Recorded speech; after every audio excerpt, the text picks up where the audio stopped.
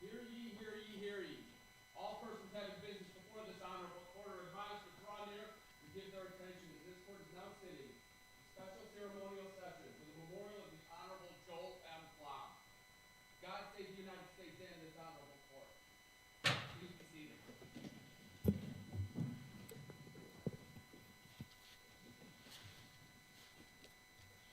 Good morning, everyone, and welcome. We are here today in a special ceremonial session to remember our late colleague and dear friend, Circuit Judge Joel Flom, a shining light in the law and in the legal community here in the Seventh Circuit and beyond. Thank you all for joining us today to help celebrate Judge Flom's extraordinary contributions to our court, to our circuit, and to the federal judiciary. On behalf of the court, I extend a special welcome to Judge Flom's wife, Delilah Flom, son Jonathan Flom, daughter Allison Flom, and son-in-law Paul Schumann, former daughter-in-law Lisa Flom, and grandchildren Eli, Jackson, Lionel, and Lucy. I hope I got that all in the right order. Several of Judge Flom's closest friends will share some personal reflections with us today, as will three of my colleagues. To all of you here in the courtroom with us today, and many more in the overflow room and listening online, we're grateful for your presence here this morning in memory of Judge Flom. As this outpouring of attendance attests, there is no one in this legal community who was more respected, admired, and beloved. Judge Flom's 50-year tenure as a district and circuit judge reflects the depth of his commitment to the federal courts. In his remarkable 5 decades of service, he had a profoundly positive and lasting impact on the administration of justice and the legal culture in this circuit and on the national judiciary as well. It's not possible to capture Judge Flom's lifetime of dedicated public service in just a few short minutes, so I will begin by touching on the highlights, and then we'll call on our speakers to fill in the rest. Judge Flom earned his law degree in 1964 at Northwestern University and spent the first chapter of his professional life as a prosecutor, first in the Cook County State's Attorney's Office and then in the Illinois Attorney General's Office. In 1972, he moved to federal service as First Assistant United States Attorney in the U.S. Attorney's Office here in Chicago. 2 years later, President Ford appointed him to the district court bench, where he served for 8.5 years until his appointment by President Reagan to this court in 1983. Judge Flom served as an active circuit judge for more than 37 years and another 4 as a senior circuit judge. His many and varied contributions to the law can be found in his more than 2,000 published opinions at this point. Each one celebrates and reflects his deep commitment to the rule of law and the dignity of every person before the court. Each one is learned, thoughtful, and articulate. And there is another important quality to a Judge Flom opinion. He had a talent for explaining the court's reasoning in a calm and fair-minded way that promoted public understanding and acceptance of the court's judgment. Judge Flom's many off-the-bench contributions to the administration of justice include his leadership positions within the judicial branch, most notably his 6 years as Chief Judge of the Circuit and as a member of the Judicial Conference of the United States, and his service on the conference's Executive Committee and later on the Judicial Conduct and Disability Committee.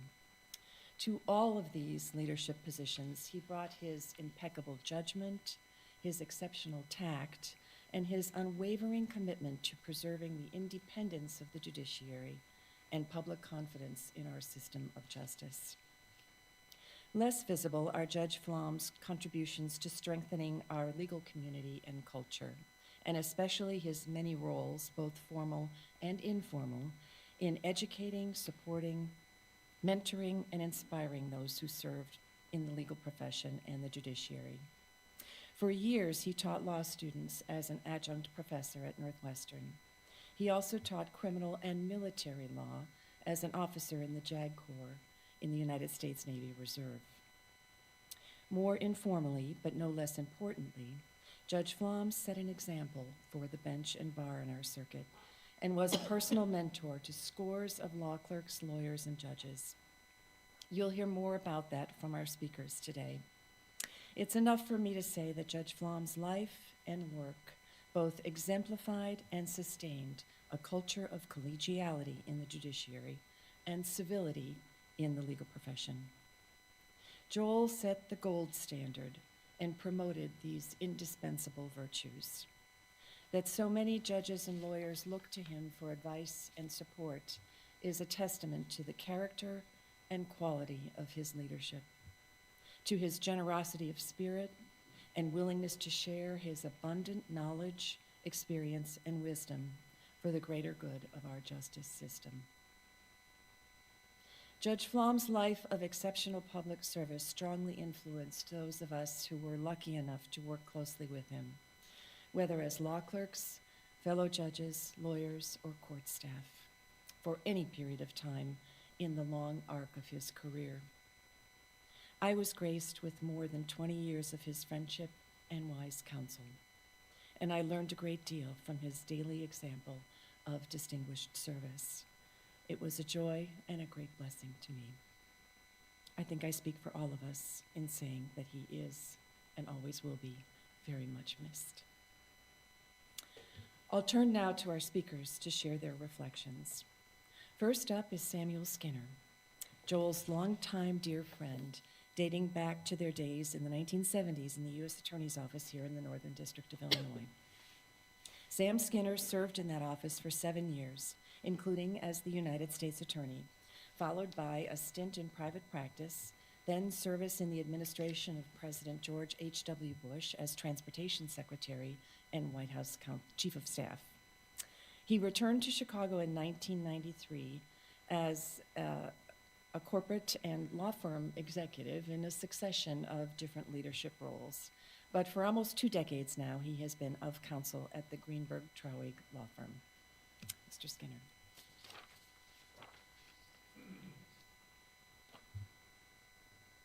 Thank you, Chief Judge. May it please the court. I'm a little embarrassed. I'm going to have to turn my back to you. My first appearance here in this beautiful room. This is a spectacular room with all this that's around here. It is a special place, and we're honoring a special man. But my first appearance was right out of law school, was before Judge Campbell. Chief Judge Campbell was chief judge for some 20-some years, 30 years, in the court for a long time, very tough, very strict. And this was my first case as an assistant U.S. attorney. I was scared to death, nervous. This was my first case. I'd never been in a courtroom before, really. And it was a civil case because at that time the assistants did civil and criminal cases, both. And it was a civil case I came up to watch get in a continuance. So I said, Assistant United States Attorney Samuel Case, get around on behalf of the government, Judge. He said, I'd like a continuance. I'm new to the office. And he said, granted. Then he called me on a sidebar. He said, Mr. Skinner, you're new to the office, aren't you? And I said, yes, sir, I am. This is the first time I've ever been before the court, any court. He said, good luck. And then he said, welcome to the court. Well, I can't think of a better place than this to recognize Judge Flom. And this is a celebration of life. His picture's on the wall, but the one I like is the most that you've all seen, this great smile of Judge Flom as a person and as a human being. Now I lost it already. So Judge St. Eve and I have had a debate who's going to lose it first. I lost it. But it is. And I want to talk about not his role as a judge, because he'll be doing that or anything else. I want to talk about his role as a friend and as a first assistant United States attorney. Now, I met Joel first in 1971, 54 years ago. And he became a big part of my life ever since. He became a role model, a leader, a friend, and a dear friend, and a confidant. Jim Thompson had just become United States Attorney, went on to be governor, and Jim and I had been assigned to try a very important criminal case in this courtroom, and Jim was going to try it with me, and it was going to be a long trial, and we knew that we were going to be contained with that thing, so we needed someone, or he needed someone, to come in and run the office while we were in trial in this very long case that took 7 weeks to try. And he said, it's going to be Joel Flom. And he said, "It's clear to me that the new first assistant is going to have to be responsible while we're gone for ensuring the office continue its growth and reputation as we prepared for trial." He'd been a first assistant attorney general, outstanding reputation as a lawyer, state prosecutor, and administrator. In my opinion, Jim Thompson's decision to put him as first assistant was the best decision he ever made as U.S. attorney. That's how important it turned out to be. He brought with him reputation, of course, of experience, reputation, extraordinary judgment.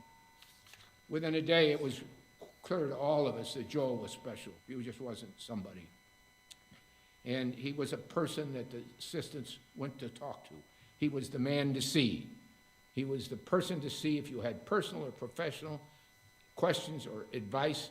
That's who you went to, Judge Joel Flom. Not judge at the time, but First Assistant Joel. And he gave the best advice. The meetings weren't short. He gave you, as you all know, the guy could talk with the best of them. I thought I was good, but he is the best. But that was what they needed. And the young assistants challenged, and that's what the kind of advice they got. It doesn't surprise you. But what does probably surprise you is that he was not only instrumental in monitoring and mentoring young assistants, he was also instrumental in recruiting the very best lawyers we could get. And that was very important because when I went into the office in '68, the office was all white males with a sponsorship from some ward. I came in as an unsponsored person from Lake Forest, Illinois, and through the back door with John Thorne. From that moment on, though, when Judge Bauer came in from then on, everybody and anybody had an opportunity to apply for a job and get a job and be an assistant U.S. attorney. And Joel was instrumental in that because he knew what was important. And he, along with the team, recruited the very best lawyers in the country. We had the best office in the country. I don't care what the Southern District says, we were the best. Anybody that knew that, we were the best. That's who the Justice Department went to. When the Justice Department, the Attorney General needs someone to deal with a case of a governor or vice president in trouble, they called Joel and Jim Thompson to go out and help them. That's the kind of reputation our office had. But I thought I went to 5 of those people that were recruited became United States attorneys throughout the country. 7 became district court judges. Some of them are on the wall right here, and you all recognize them. 1 became a United States senator. 3 became chairman of major law firms. If I got these pages right. Got a little nervous here, I guess. And most importantly, in addition to that, the additional ones that came were people that became directors of the Illinois State Police, and 1 became the Attorney General of Illinois, and 1 went to Washington. But an important role in that was Joel played, and I don't think anybody fully understood this, he was a guiding light in presenting to the public the first public protection section of a U.S. Attorney's Office in the country, and they dealt with the issues of excessive force and discrimination. And he took individual lawyers and put them in that with great pride. It was led by one of your own, Judge Rovner, who was the chief of that operation. That program was, well, all we did was work with the Department of Justice, the Civil Rights Division, in dealing with major problems. Some of those problems were criminal in nature and trying police officers, and others on excessive force. Others were employment discrimination. And we were of counsel and led on that effort. Chicago Police and Chicago Fire Department were litigated with. We litigated with them and got consent decrees. And when you see an officer in the Chicago Police Department who's of color, of a woman, or anything else, that's because those 2 cases that Judge Flom and others worked on presented to the courts first. Judge Prentice Marshall has settled the case. And I think that it's hard to describe how important that was because he had in his mind, I'm going to get the very best lawyers, and they're going to be diverse, and they are going to be women, and they are going to be give every person the opportunity to provide and represent the United States of America. And he did that. And at the end, we had the best office in the country with the exception of District of Columbia for those lawyers who were working with us.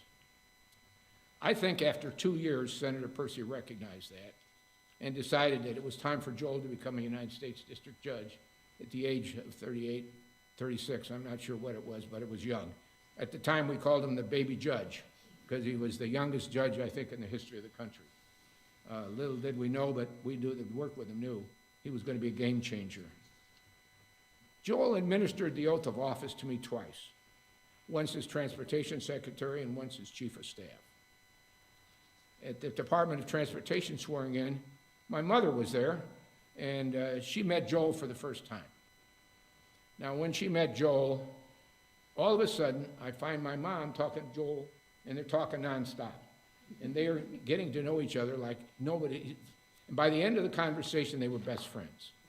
And only Joel could have done that, by the way. My mom was intimidated by being there. He made her feel comfortable. He talked about her. And afterwards, she said to me, you know, I think he's a good man. Well, that meant something to me because the only other time she said that to me was when I joined IBM out of University of Illinois, and I went to phase 1 training, and I came home to tell my mother, I sat next to this man named Harrison Staines, Mom, he's smart. He, Princeton graduate, a naval officer for 5 years, and she said, I know his parents, he's smart, stay next to him.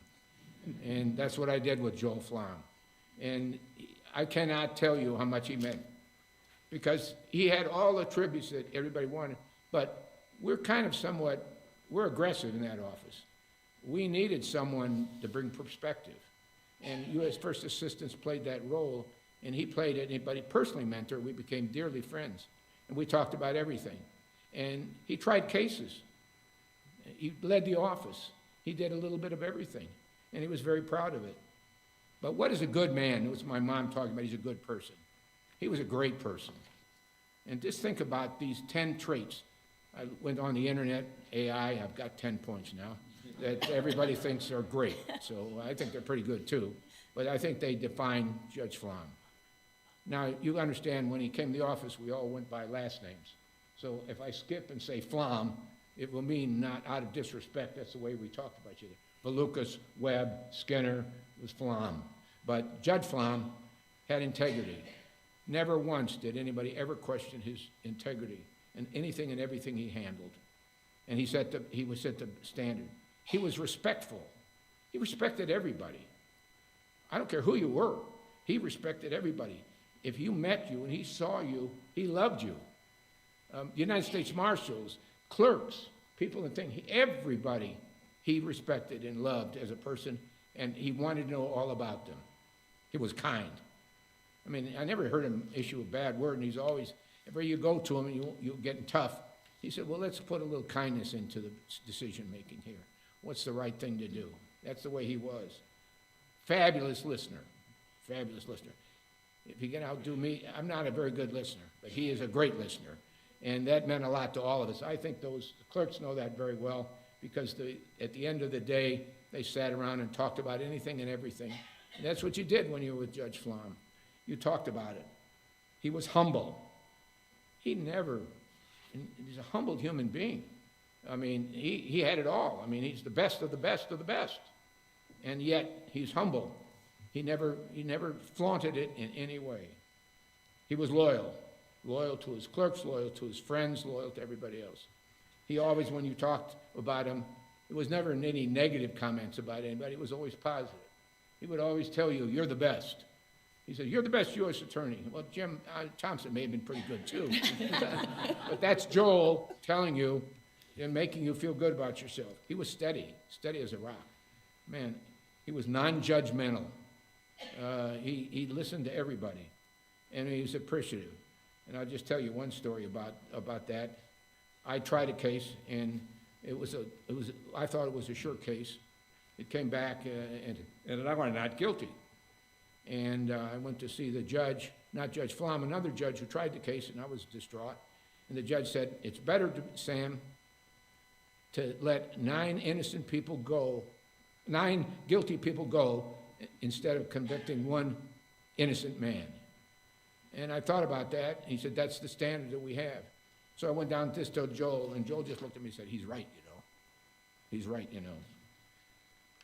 So everywhere Joel went, people loved him. He related whenever, and you needed anything, he would be there. He'd answer the phone, he would talk to you as long as it was necessary, and he'd talk about anything and everything. Our conversations were very interesting. when they were just between the two of us. Total confidentiality. We talked all about you, by the way. We talked about many of you. None of you will learn anything about what he said and I said, but it was all good. It was all positive, by the way.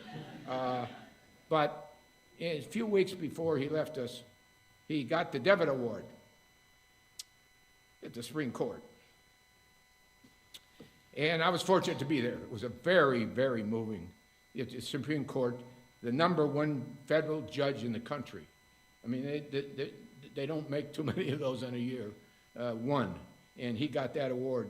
And he was there, and you could see the love that was there in the room, the love with the judges and the Supreme Court. We're talking about baseball with Chief Justices of the Supreme Court. We're talking about hockey. And Joel was there and getting recognition. But after the reward ceremony, we ended up at dinner together. I ended up getting to sitting next to Judge St. Eve. And I'd not really met St. Eve. I knew her by reputation. All good. And we immediately started to talk about Joel Flom. And we talked about her all dinner. And it was a long dinner, by the way. It was a very long dinner on a big table. So we talked about Judge this, Joel did this, Joel did that. And we could have talked all night. That is the demonstration after that night. It brought me, I'm not the only one. Everybody feels that way about him. He was that way with everybody, and everybody felt about him, and they didn't want. They had a conversation. They didn't want the call to go off. They didn't want to hang up. Name me anybody that ever hung up on Judge Flom. Nobody hung up on him. You couldn't if you tried. But as I said, when we said the things are so, but he wanted to talk about his state, the country, world, what's going on. His love for this country was absolute. Absolute. And he wanted to say he's proud to serve as public servants. He was especially proud of his service as an officer and judge advocate of the United States Navy. Now, by the way, they don't make too many of those without going through the regular program, but he was drafted by the adjutant, Captain Wist, then Admiral Wist, to become one of them. And he went in, he was there for 13 years. And he was very proud of his service in the Navy. He had all Navy gear. And for those with the Marshal Service, he also had a lot of Marshal gear. He loved the U.S. Marshals, so he would wear the Marshal gear or he'd wear Navy gear. Now, I'm an Army guy, so we got along perfectly, but we would argue at great lengths and about that. But it always ended with laughs and joking and silly. And we then had to the end of it. Favorite day was 4th of July at Lake Geneva, where we could celebrate our country. We could celebrate it with great joy, with fireworks. We stood, we laughed, we joked, and we cried sometimes, actually, about our nation, how lucky we were. Now, before I go one final thing, I want to say his friends and his family were everything to him. That's what we talked about. He loved you. I know more about hockey than I ever wanted to know. I knew more about what's going on at the law school than I ever wanted to know. Not really. But he was very proud of his family. And Delilah is a unique partner in his life for so many years, who did so much for him and cared for him so much. Thank you. Well, today we salute him. And as hard as this is for me to say, because I'm an Army guy, he always would tell me, I outrank you. I said, you always outrank me. I was an assistant, you were first assistant.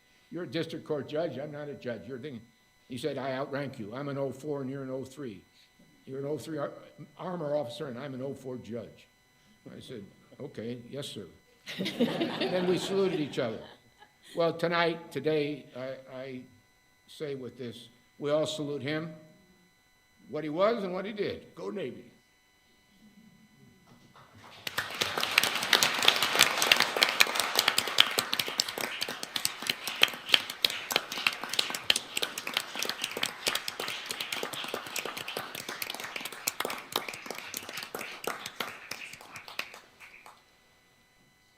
Thank you very much, Sam. Next, we'll hear from Daniel Webb, another longtime dear friend of Joel's from their time together in the U.S. Attorney's Office here in Chicago. Dan served in that office for more than 15 years. He was one of those aggressive prosecutors that Sam mentioned, I think. Legend has it. He also served as the U.S. Attorney for a few years after Sam Skinner had that role. He enjoyed notable success in prosecuting public corruption cases, and so several sensitive special counsel assignments followed. But for many years now, he has been a partner at the Winston & Strawn law firm here in Chicago and is the firm's co-executive chairman. Mr. Webb.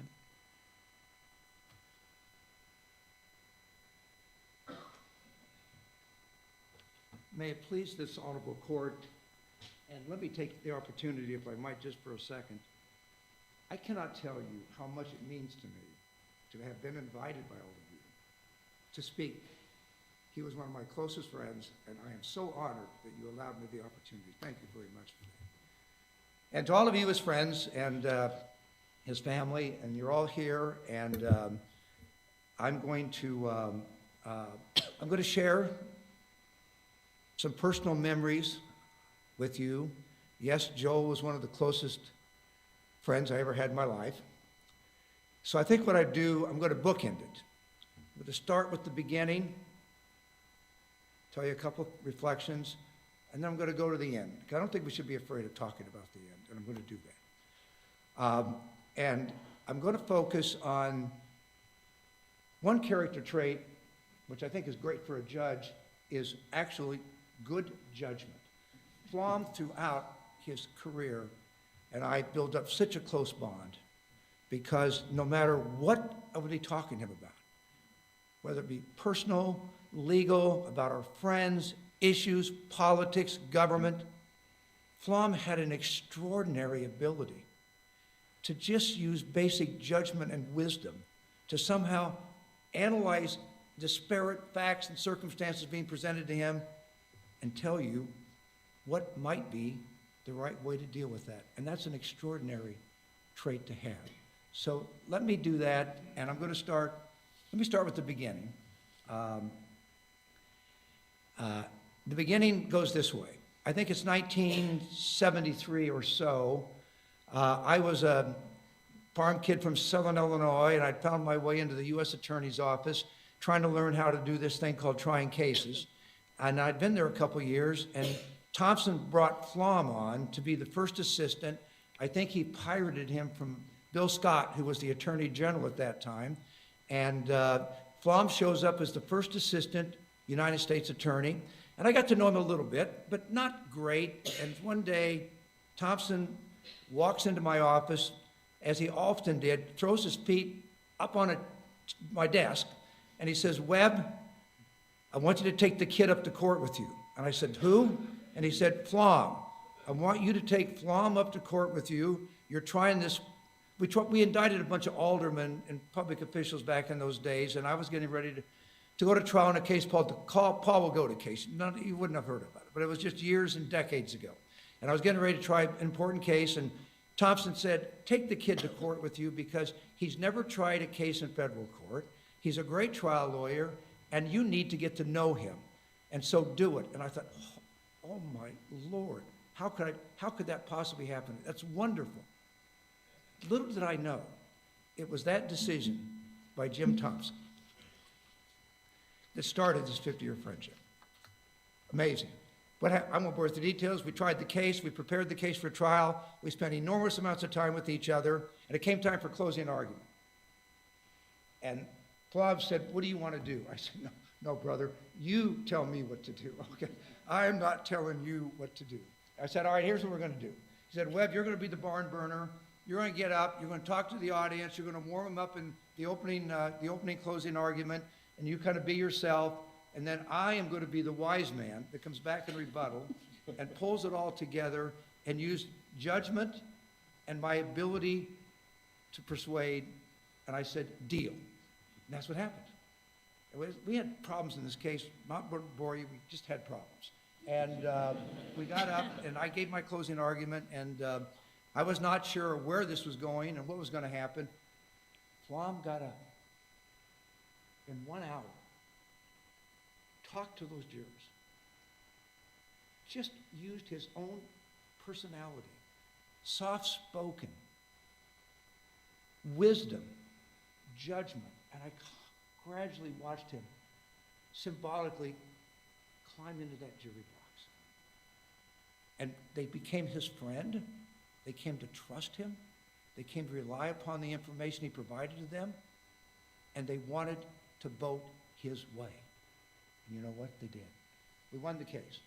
And I just, afterwards, I told Flom, I said, the fact that I had the honor and the privilege of trying your first federal case here, I will never forget it. That developed a friendship that did last 50 years, and a very close friendship. I constantly would be meeting with him one-on-one over the decades, just to get together. Mostly it was just he and I. We would just go out and we'd have lunch somewhere, and nobody else there. I can remember shortly after that trial, by the way, I remember another event that I'll share with you quickly. I know I got time issues because I have 3 judges following, so I've got to be wise enough to appreciate that. So we go out to a lunch. I called him up and said, I want to have lunch. I'd been in the office 3 years. By the way, some of you who know me, I am not a patient person. I like to keep moving. I like to see what the next experience of life is going to be for me. So I took him out to lunch, just he and I, at a place called Burgos, right next door to the federal building. We sat there, and we talked, and after a few minutes, I said, I got to tell you something. I'm leaving. He says, you're what? I said, I'm leaving. I think I've learned a fair amount here in 3 years, and I want to move on, ... He leaned across the table. He said, I want you to listen very carefully to me. Do you understand what we have in this office? Would you walk down the hallway and just read off the names of the people on the doors that Bauer, Thompson, and Flom have brought into this office? You're never going to have a group of people that you have an opportunity to build up a bond and a friendship and a relationship with that will last you for your life. And why, Webb? Because of your impatience to walk out the door now. You will not have had time to do it. And I tell you right now, if you listen to me and you follow my advice and you stay 2 or 3 more years, I wager you right now, someday you will thank me for this. And I did exactly what he told me to do. I followed his advice. I stayed 3 more years. And yes, I built up relationships with people that became the closest friends for the last 50 years. These same people that I had the privilege of working with in that office under their leadership, and I could rattle off the names, but we're not going to do it, but they were an extraordinary group of people that Thompson, Flom, and Bauer had brought together under one roof, and those bonds have lasted me up until today, and I'll never forget that advice and the opportunity that he gave me. That was the beginning.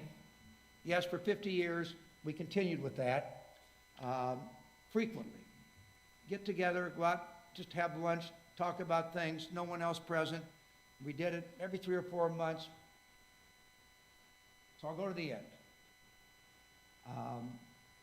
I think it was in, I think it's last October. I'd been calling Delilah up once, so I wanted to get together with him. But he wasn't getting out very much, and he was on dialysis. So, so Delilah calls me and said, I'm leaving town for a day. Call him up. Just go up there and see him. Just go up to the apartment. I said, yes. So she left. I don't know where you went. You went somewhere. I went up, called him up, said, I'm coming up. He said, fine, come on up. The kids aren't here either. So I went up to the apartment. We spent 3 or 4 hours just doing what we always do. Sitting in the room, talking about friends, family, issues, politics, life. And it was time to leave. And I kind of said, you know, Joe, I got to get back. And he said, before you go, listen to me. He says, I never wanted to do this. I always said I would never do this. I've never lived on a machine in dialysis. I wouldn't do it. And now I'm still doing it. And he said the SOBs are now trying to move me from 2 days of dialysis to 3. And I don't want to do it. So I tried to use my greatest skills, selfishly, using my greatest skills of advocacy, to say to him, please, no. People live on dialysis for years. Come on, don't. And he looked at me and he said, that's not me. So I hugged him at the door. I had this melancholy sadness, but then I saw him again. It was a month later. It was the Devitt Award in D.C. I was invited. It was a wonderful evening. Sam's described it. It was just a great, fabulous evening. Speakers got up and shared their remembrances of Flom, and it just made me feel great.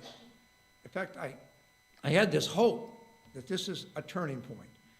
And so anyway, but it was a fabulous evening, and Joe was strong, and it just was a great evening. So, a month later, 1st of December, Delilah calls me and says,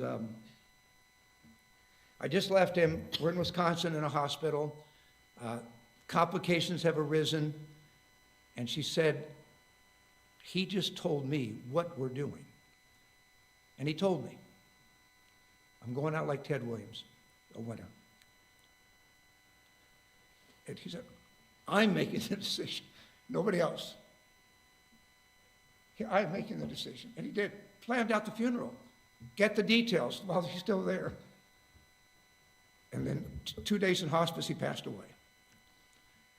And so, as I get a chance to say goodbye to him now at this ceremony, so all I can say is thank you very much for giving me the privilege of being here. And Joe, someday I'll be up yonder and we'll have more conversations. Thank you.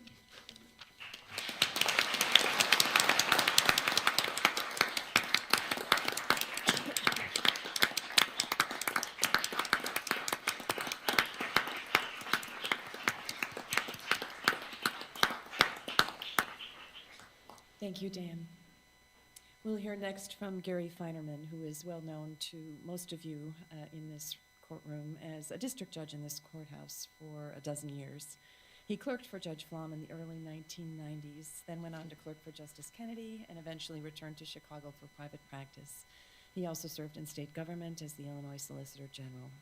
In 2010, President Obama appointed him to the district court here in the Northern District of Illinois, where he served with great distinction until just about 2 years ago. He is currently a partner at the Latham & Watkins law firm. Gary.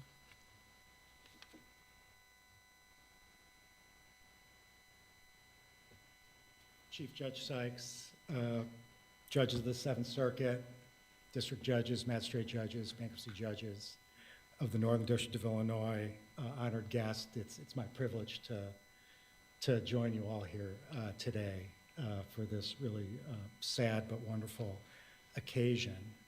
I first met Judge Flom in late 1989 when, as a 24-year-old 2L, I interviewed for a clerkship.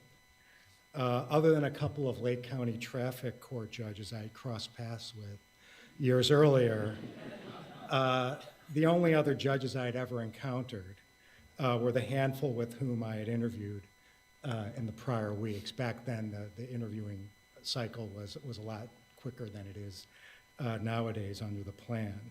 So I arrived at the Dirksen building with settled expectations of what I would face, a relatively formal affair in which the judge's assistant would escort me into a conference room where the judge from behind a large wooden desk would probe me on jurisprudence, after which I would spend time with the judge's clerks, who would remain guarded about the job and how they were enjoying their year. Well, you know what's next. That's not at all how things went. I was greeted warmly by Janie and Sharon, the judge's assistants. Judge Flom came out of the conference room, greeted me warmly with a warm handshake. He took me through the conference room, past the large wooden desk, and into his study.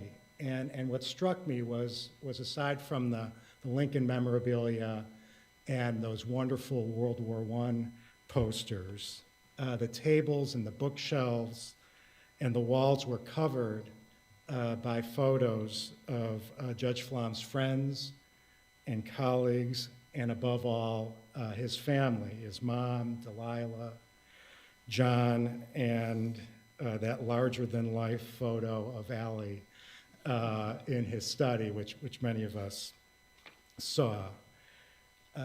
I don't think we talked at all about the law during the interview. Instead, Judge Flom asked me about me, where I grew up, which sports teams I rooted for, the job I had between college and law school, what I like to do in my spare time, and my family. And without my asking, he shared with me a bit of his history, growing up in Hudson, being a lifelong public servant, his understanding of the role that courts play in our government and society. And he mentioned, not for the first time, the Burkean notion that you can't turn a battleship on a dime. And of course, he talked about his family.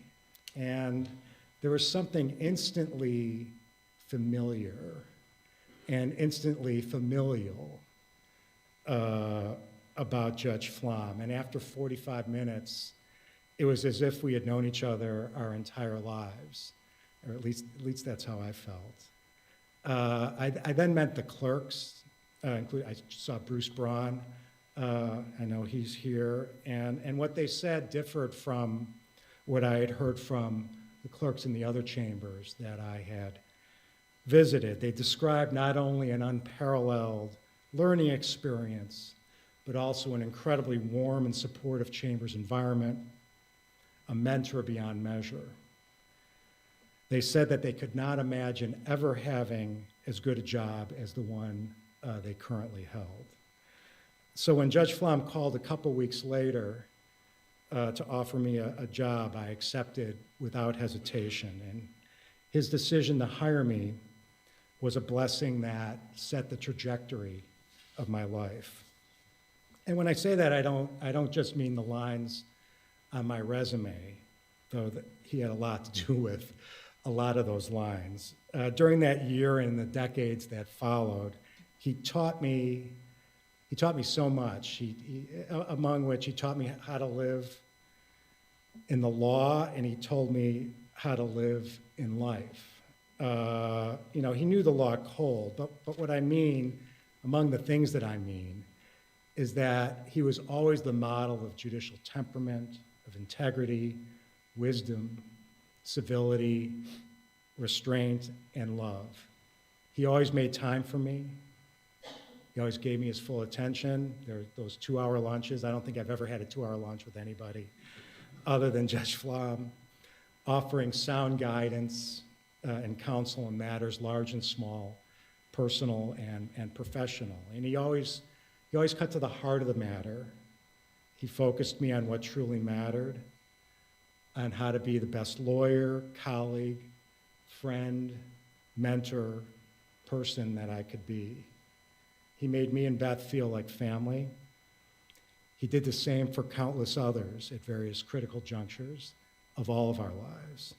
The examples are legion, and they would fill several volumes. Throughout my career, I always strive to live up to the example that Judge Flom set, and I've fallen short more times than I care to admit. And whenever I did, I felt that I had let him down somehow.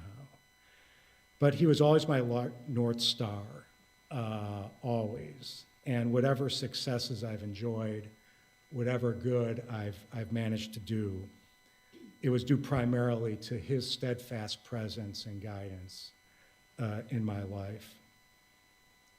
In 2009, I interviewed with Senator Durbin in Washington in the hopes of becoming a district judge. I wanted to follow in his footsteps because I wanted to be him.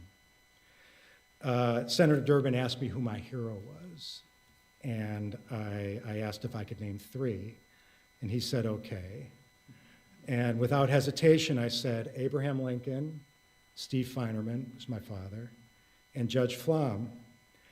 And a half second later, fearing that I might have blown the interview, I said, Senator, I realize that 2 of my 3 heroes are Republicans.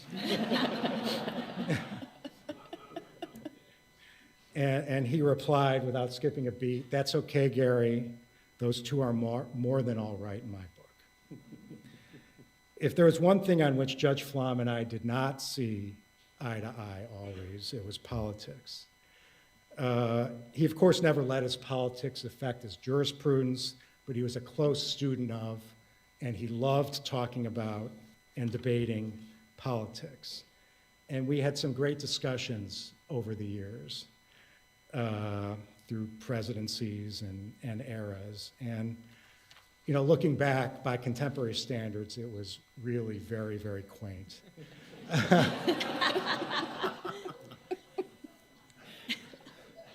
Everybody here knows Judge Flom, and for those of you who know me as well, it won't surprise you that we fought our incredibly pitched battles between the 40-yard lines and well inside the hash marks. Above all else, Judge Flom was an institutionalist, a patriot, a firm believer in the constitutional order. I wish I could ask him for guidance, for counsel, to make sense of the historical moment that we're now in, where those urging defiance of the judiciary are not limited, as they were in the 50s and the 60s, to private agitators and a handful of revanchist governors.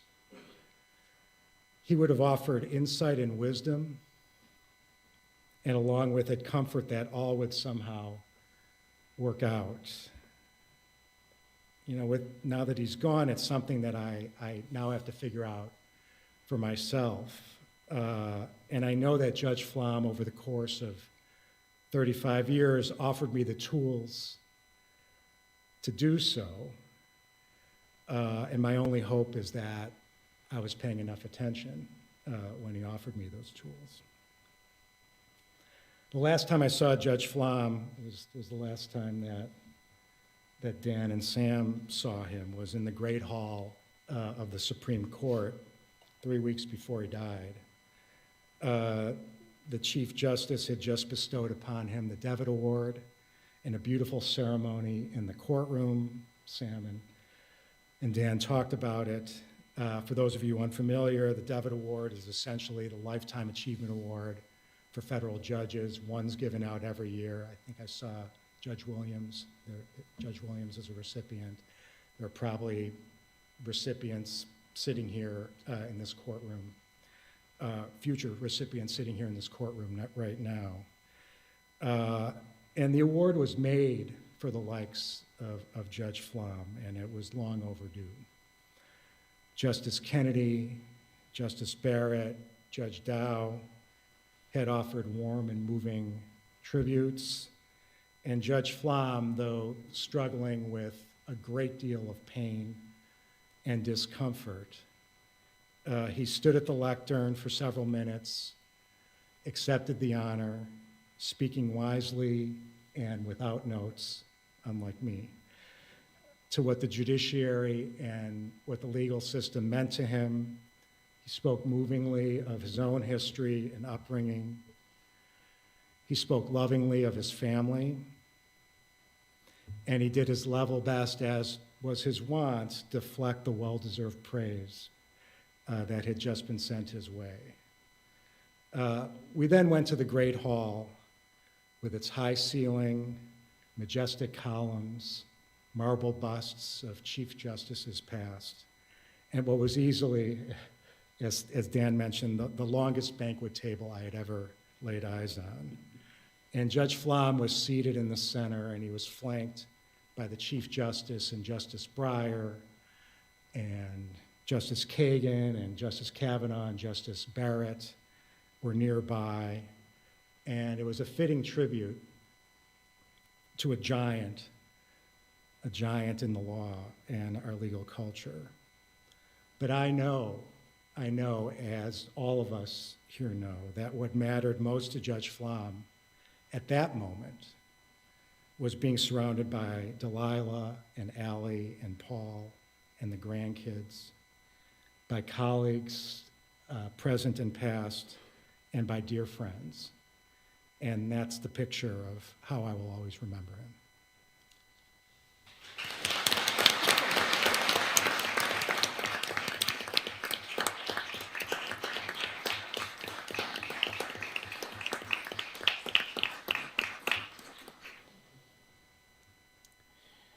Thank you, Gary. Our colleague, Judge Alana Rovner, is next on our program, but she sends her deep regrets that she cannot be with us today. As you all know, Judge Rovner is a dear friend of Joel's for more than 50 years and his colleague on the court for more than 30 years. She did send her remarks that she had prepared for this memorial to me and asked me to read them on her behalf, and I'm honored to do so. I invite you to imagine in your mind's eye that it is Ilana and not me reading these remarks because they are very personal, so please close your eyes if you want to and think of her beautiful presence as you listen to her very heartfelt words about her dear friend, Joel Flom. Dearest Joel, here we all are in the courtroom in the building you loved for so many years, and every last person in the courtroom is missing you. Each one of us has a wonderful Joel Flom memory to share. These are some of mine. Our friendship began in 1972. From that time on, our families were intertwined. We spent holidays together and weekends at our country home and traveled together, notably to Wisconsin, where the children were campers. We were together in the happiest times, and we leaned on each other in the saddest. You and Delilah did not leave my side through the numerous times when Dick was in the hospital, and we tried our best to be as much comfort as possible during dear Ellen's illness and death. We knew each other's parents and loved them. And most of all, we came to really care about one another. I have so often reminisced about the day of my cancer surgery when I was on a gurney in the preoperative waiting room, and I opened my eyes and I saw standing before me two men. One was Dick, and the other was you. And you were both wearing the gray coats of a Northwestern hospital physician. On both of their coats, there was a name embroidered, and the name was the same, Dr. Richard N. Rovner. You, Joel, were swallowed up in Dick's spare doctor's coat, and the two of you were cheering me on.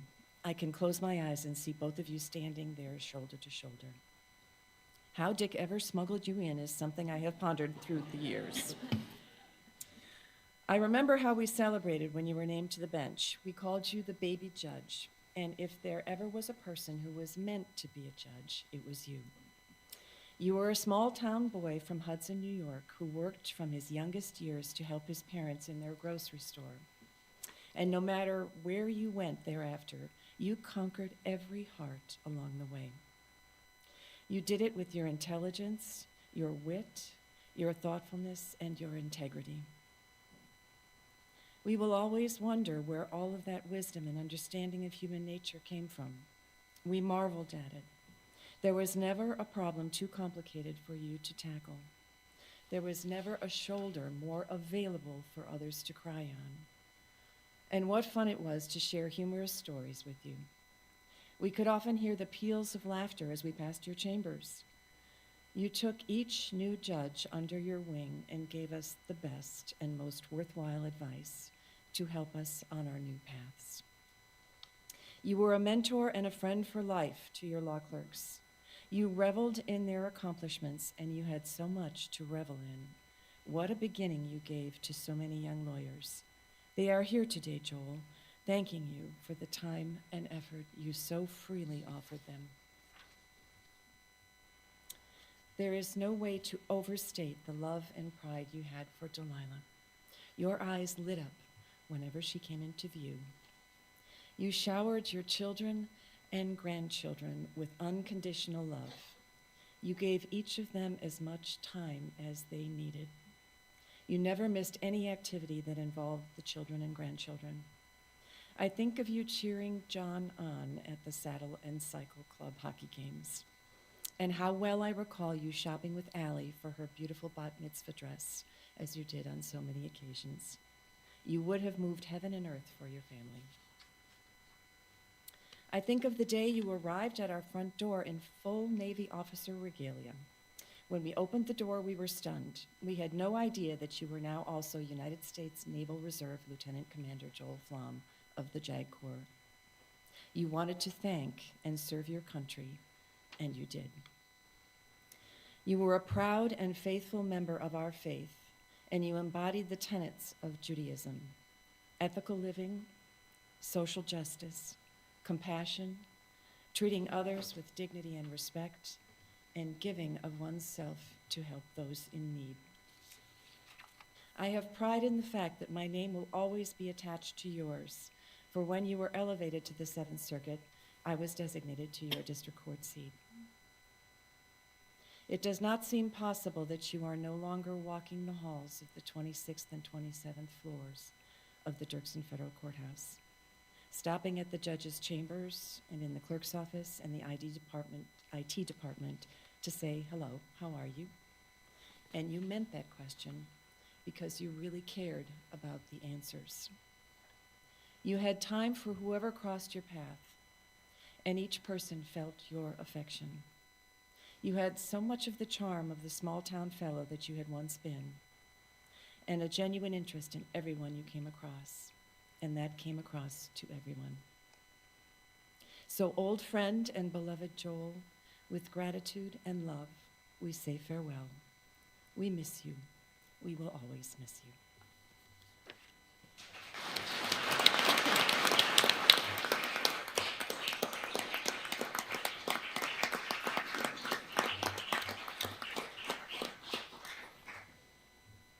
And finally, this morning, we'll hear from Circuit Judges Mike Scudder and Amy St. Eve, both of whom joined the court in 2018, on May 21st and May 23rd, respectively.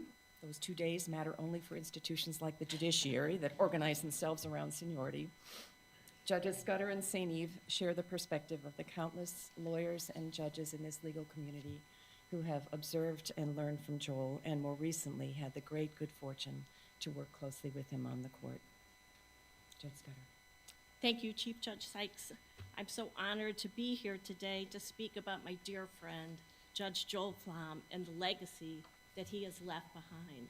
Delilah asked Judge Scudder and I to both speak today, and Judge Scudder and I decided to do this together, given that we have walked together in our journeys with Judge Flom over the past 7 years since we were confirmed to the Court of Appeals.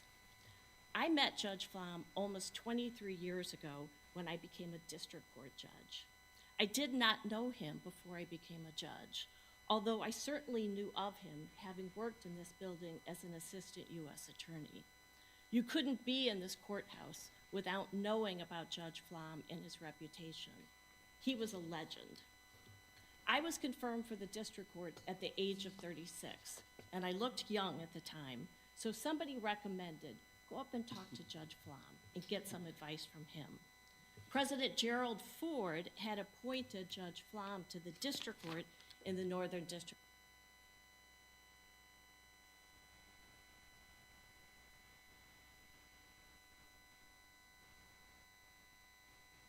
of Illinois at the age of 38, and he looked so young, he was called the boy judge.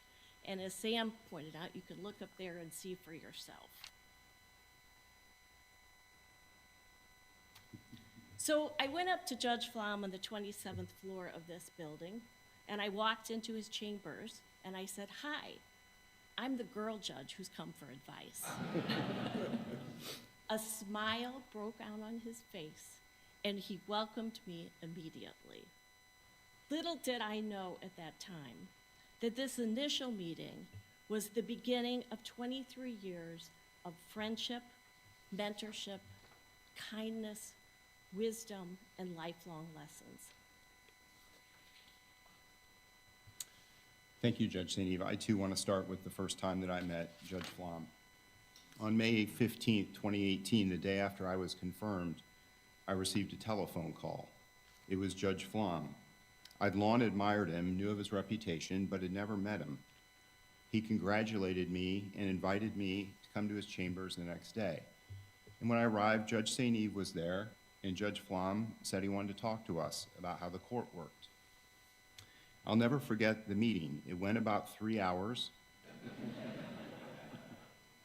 and included Judge Flom walking us around the court, introducing us to everyone we saw, and then sitting in his chambers and hearing him describe the many facets of how the court operates, and most importantly, his perspective on how it should operate. Not as a collection of individual judges, but as an institution. I remember walking back to Skadden Arps feeling blown away by Judge Flom's generosity and perspective. Here was a judge with a legendary reputation who had gone out of his way to welcome and teach his newest colleagues, to share a very learned view on how best to integrate into the court, and even more, how to think about the court. Judge Flom did not have to do that, but the reason he did was clear. He wanted Judge St. Eve and me to hear first from him that judging is not about judges. It's about the judiciary as a third branch of our constitutional democracy, and indeed about the Seventh Circuit as an institution with a reputation for thought leadership, excellence, and civility. And so began a very close relationship for me, much like the one Judge St. Eve had with Judge Flom. I learned so much from him, often just by sitting in his chambers or going to lunch at the Union League Club. And in time, I came to think of Judge Flom as not only the best colleague anyone could have in any line of work, but as a mentor and a dear friend. And what I find unique about Judge Flom is how he could give so much of himself to so many of us, as my own experience with him was the furthest from unique. He was the same way to so many here today, to almost 50 classes of law clerks, to his fellow judges on this bench and all around the country, and to legions of lawyers across our circuit. I'm convinced that God called Judge Flom to be a judge so he could provide this example, so he could show us all the way. Judge Flom grew up in Hudson, a small town of 8,000 in upstate New York. His parents owned a grocery store nearby. Judge Flom worked at that grocery store from the age of 7 until he graduated from high school. And while working in the store, his parents instilled in him a strong work ethic and a devotion to public service. Judge Flom set the example for all of us on both of those characteristics. After graduating from Union College and from Northwestern Law School, Judge Flom spent a short period of time in private practice and then entered a life of public service. Judge Flom had over 6 decades of public service, which he always felt was the highest calling. And as you have heard, he worked at the Cook County State's Attorney's Office, the Illinois Attorney General's Office, and the United States Attorney's Office before President Ford appointed him to the District Court bench in Chicago. 8 years later, President Reagan appointed him to the Seventh Circuit Court of Appeals, where he served for over 40 years. In 2020, Judge Flom took senior status. At that time, he was the country's longest tenured judge in active service, with over 45 years of service. His service placed him 10th on the all-time list of active service for Article III judges. During his almost 50 years of service as a judge, Judge Flom served an important mentorship role to so many of us and to so many of us in this room. I was blessed to be among those mentees. Judge Flom had a way about him in giving advice. He would usually start out by saying, "Have a seat," and he'd start out with St. Eve, usually followed by something teasing, and then a good lesson.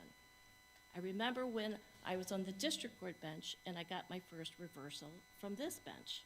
I wasn't very happy, and so I went up to see Judge Flom. And he said, "St. Eve, sit down." So I did, and he said, "All right, St. Eve, I know you've probably never gotten a B in your life. But getting reversed isn't getting a bad grade. You have to make hard calls, and other judges just might disagree. It's okay. Keep working hard and doing a good job." I know I'm a better person and a better judge because of those life lessons Judge Flom departed during the countless hours I spent in his chambers and the many lunches over at the Union Lake Hub. He was one of the most wise and thoughtful people you would ever want to meet. The important role that he played for so many was recognized and honored in November. As you have heard, he received the Opperman Foundation's Devitt Distinguished Service to Justice Award, the highest honor bestowed upon an Article III federal judge for his lifetime of service to the judiciary. And at the time, he was surrounded by his loving family there and his close friends. What is particularly telling about that, though, is that every judge on this circuit and who previously served on this circuit signed a letter in support of his nomination, reflecting the respect that we all have for him. I want to spend a few minutes on Judge Flom, the institutionalist. For so many today, institutionalism seems abstract, foreign, or bygone. None of this was true for Judge Flom, and I think he put his belief in the judiciary and our court as an institution into action in many different ways. He prized personal relationships. Whenever he saw you, he always started with the personal. How are you doing? I've been thinking about you. I've been worried about what you told me a week ago, and the like. There was no way to know Judge Flom and not bond with him. For 43 years, he displayed a master class in hallway diplomacy on the 26th and 27th floors of this courthouse. He was always checking in, always curious how you were coming along in your work, and deft in his ability to calm attention, persuade you to keep your mind open on an issue in a case, or encourage you to go see a colleague to work through something together. The paradox in all of this was that Judge Flom, the institutionalist beyond all institutionalists, cared very little for official court meetings and large group dialogue. He kept our court bonded through endless one-on-one dialogue, all rooted in personal connection. Judge Flom could find common ground within cases where agreement seemed beyond reach. I can remember a time in conference when two of us saw an issue in entirely opposite ways, with Judge Flom staying quiet, and after listening to a lot of disagreement, saying in that characteristic soft tone, "Well, I think we can work this out. I'll take the opinion and find a way to keep us all together." And he did just that, ultimately finding a very narrow path of reasoning that nobody was thrilled with, but everyone agreed with. Perhaps wisdom is the best description, for he understood the value of unity over division. Judge Flom saw the institution of the Seventh Circuit way beyond judges, too. And it's here in particular that I want to single out the admiration that he had for our staff, for his own judicial assistants, most recently Lori Insulaco, for everyone in our clerk's office, in our IT group, and so on. And he very much cherished our staff attorneys and knew how pivotal they were to our work. Indeed, in that first meeting I had with Judge Flom, he went out of his way to tell me how important it was for me in joining the court to reach out to our staff attorneys, to work closely with them, and to always support them. Good advice then, good advice now. In recounting all of this, all I know to say is what I'm sure is running through everyone's mind. Judge Flom was a gift and a teacher, someone who showed us the way. I recently read Judge Flom's statements from his investiture to the district court, which took place over 50 years ago on January 21st of 1975. I want to share them with you, or some of them with you, because I think they reflect who he was. At his investiture, Judge Flom said, "I did not enter upon this judicial journey without certain preconceptions, and I would like to share just a few of those with you. I respect and revere the law and admire those who engage in this practice. and fully realize the significance of a concerned and conscientious judiciary. I am also fully aware of the privilege of performing public service, and in particular, serving in a high judicial office. I further acknowledge the need for a continuing reaffirmation of that trust at this crucial time in our nation's history. Thus, to the practicing bar and the public generally, I commit myself to be both a student and a servant of the law. Judge Flom went on to say, I would like to close by borrowing and paraphrasing a statement of one of our former presidents, President Truman, which I believe summarizes my personal view of high office. Speaking of that special trust and the inherent powers contained therein, he said in substance, everything, all of it belongs to the people. I am just privileged to exercise part of it for a while. That is all. And since it is only lent to me, I shall try to use it with great care so that I can pass it on to the next fellow in the best condition possible. Judge Flom, you used your trust and your power with great care on the court. And certainly, as President Truman said, you have left the court and the Chicago legal community in a better place. I know you're in a better place now, Judge Flom, but don't think we will ever forget you. Thank you for your friendship and your mentorship to so many of us. Thank you for setting the standard of excellence. Thank you for teaching us all how to be collegial and setting that standard by example. Thank you for setting the example by always discharging your duties with grace, humility, respect, and kindness. You are greatly missed, Joel, but you have touched the lives of so many people who will follow the path that you have lit. These past few months have been difficult for us without Judge Flom. We loved him and we miss him. And in reflecting on why I feel such a loss, why I often hear that signature voice of his in my mind, I know it's because of his example. Example matters, and it matters as much today as ever. Judge Flom wrote the playbook on example. And when I think of his example, several qualities come to mind. He treated everyone as equals, from the CSOs to our housekeeping staff to his fellow judges. He knew everyone's name on the 4th floor of the Union League Club. And I'll never forget one of the waitresses there shedding a tear when we told her we lost him. She knew him like we knew him. He set the bar at excellence, and he worked hard to meet it, and when headwinds and complexities arose, as they always do, he recognized that we share much more common ground than may appear on the surface of almost every challenge.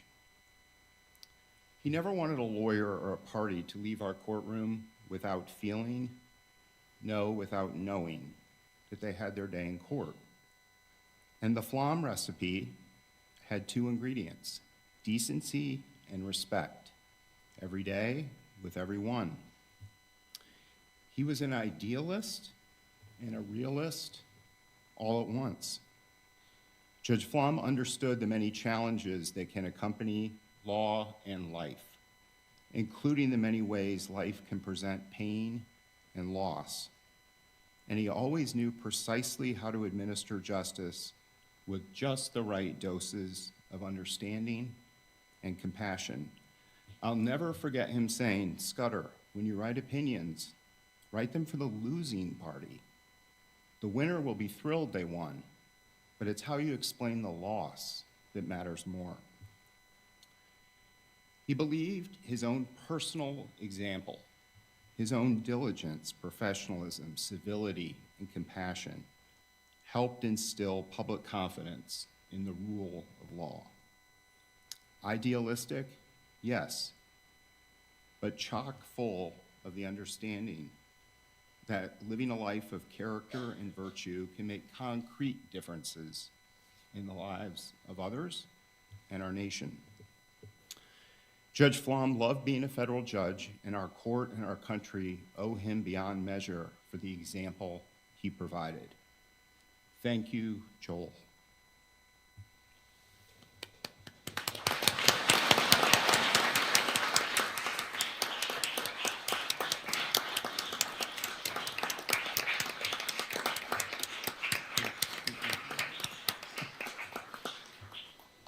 Thank you to all of our speakers this morning for sharing such wonderful remembrances of Judge Flom.